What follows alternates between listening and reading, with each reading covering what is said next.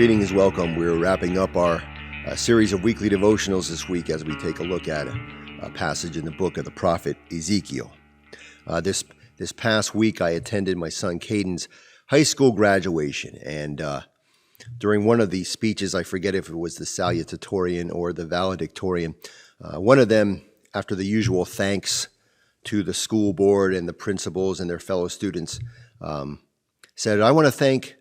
all of you," and he pointed to the parents in attendance, and I thought that was a nice gesture to remind everyone that having good parents is pretty important to a kid's success. And of course, I have no idea in that vast crowd if the parents attending were good parents or not so good parents, but we're called at least to try the best we can to be there for our kids. And I'm reminded of a quote that I once saw on the show Dr. Phil, that famous television psychologist, who said that parents are supposed to be a soft place to land for their children. That no matter what their kids go through, they know that their parents will provide for them a place of nurture, a place of comfort. And I mention this because when Ezekiel gives his words of hope, assures the people of Judah that God will restore them, that God will bring them back to a place of restoration and prominence, that God will not do this simply for the benefit of the Jewish people, that God does not act solely for their sort of selfish concerns, but that God is restoring them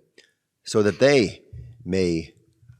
help to restore others. That indeed, the vision of hope of Jerusalem that Ezekiel sort of describes is that Jerusalem will be a place of comfort and nurture for others. That the chosen people of God, the Jewish people, are blessed by God, not simply for their own benefit, but so they may be a blessing to the world, to all the nations of the earth. That's a good reminder for us, especially as we have lived through this pandemic time, because I think that so many people in the church during this pandemic have acted sort of selfishly, become indignant that the doors of the church are not open when they think they should be, have worried more about their individual rights and privileges and freedoms than the health and safety and welfare of other people.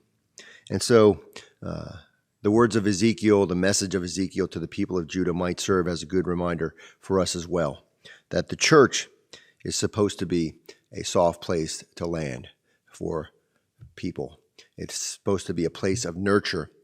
in the community and in our world. And it is supposed to be a place where we acknowledge that God has blessed us, not for the benefit of ourselves, but only so that we may become a blessing